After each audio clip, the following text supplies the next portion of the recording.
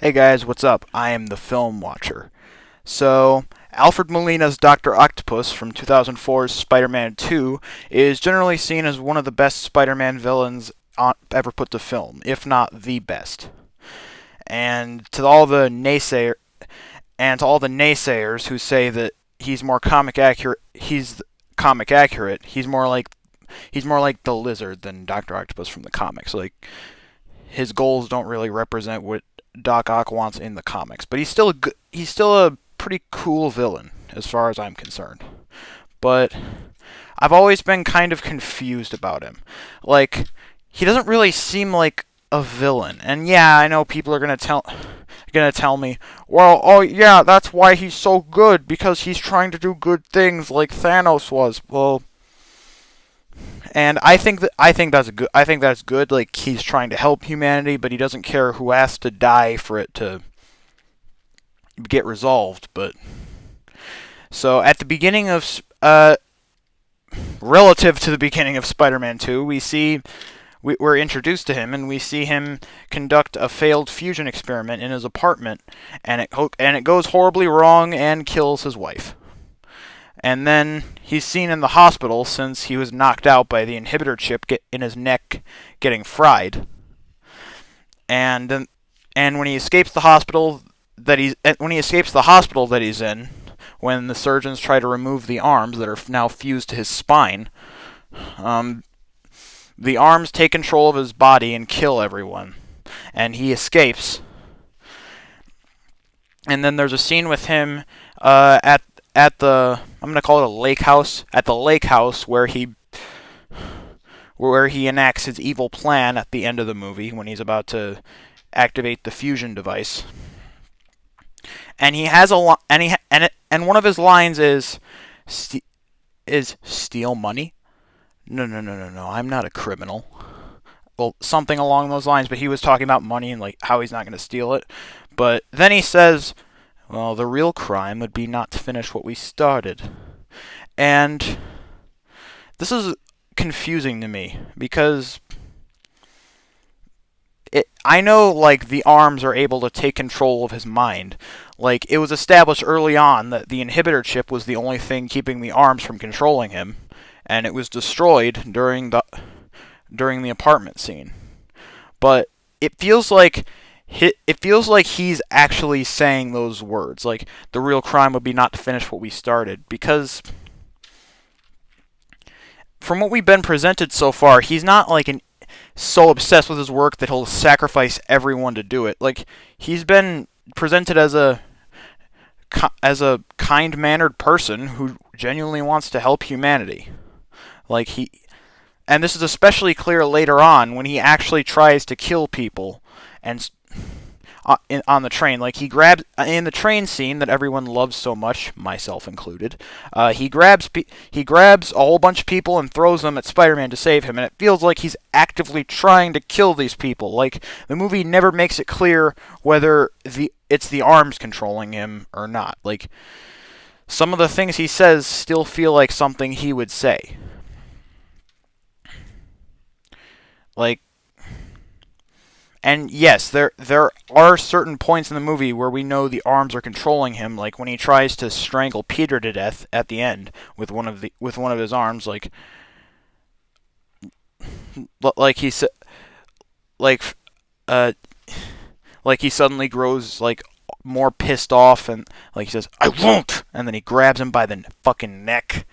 And but before this, it's not really made clear who he is. Like his motivations are clear, his ways of going about it are clear, but I can't tell if this is in or out of character for him because the movie never makes it clear to the audience who he is, or like what his or like who's controlling him. Is it the arms using his intellect to make all these plans, or is it him?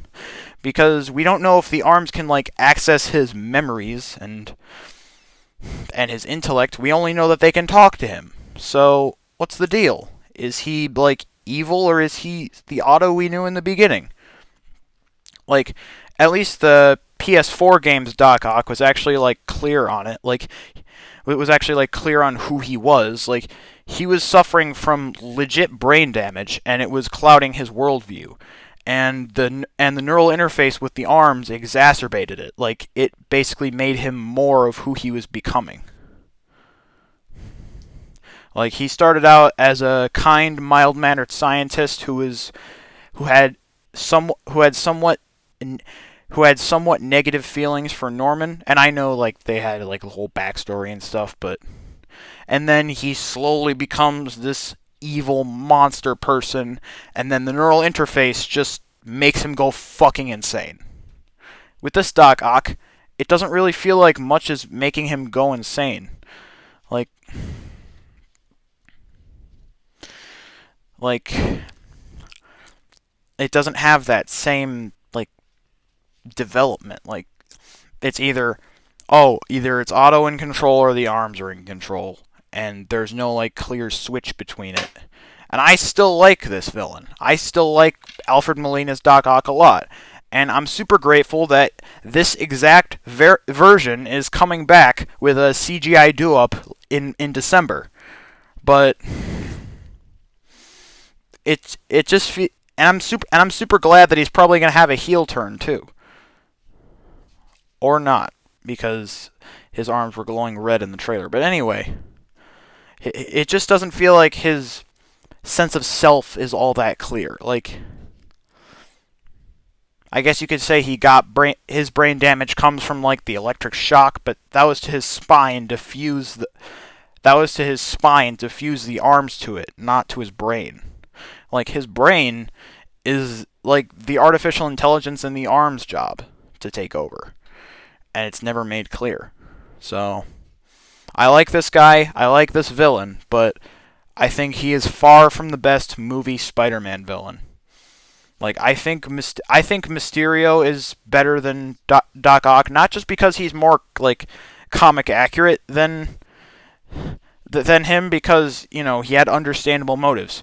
Hey, the greatest superhero. I tried to present my idea to the greatest superhero in the world, and he just took it, and he just seemed like it was his own thing without crediting me. So now I just so now I just want so now I'm just mad. Like Mysterio wanting to be, the greatest.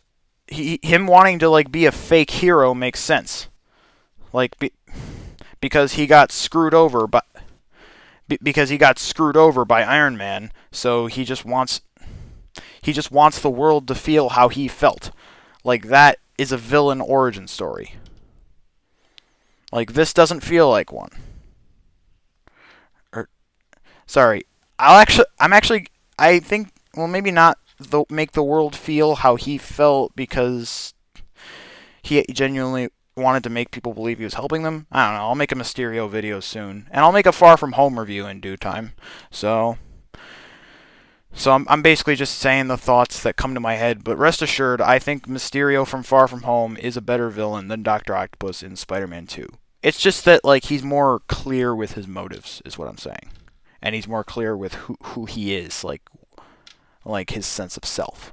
So, anyway, I am the film watcher, and it feels so good to finally get this video out. Like, I've been wanting to make this since I watched Spider-Man 2, because I think this is one of two problems with the movie. Doc Ock is kind of a vague villain, and James Franco's acting is kind of shitty.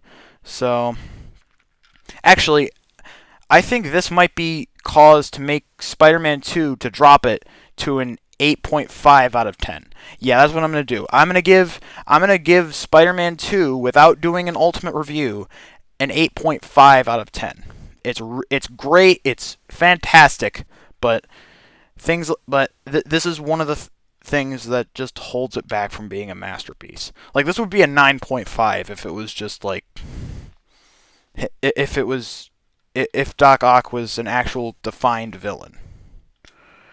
But anyway, I'm super excited to see Alfred come back in No Way Home, and I'll also So I Just Watched on that movie when the time comes. So I'll see you guys later.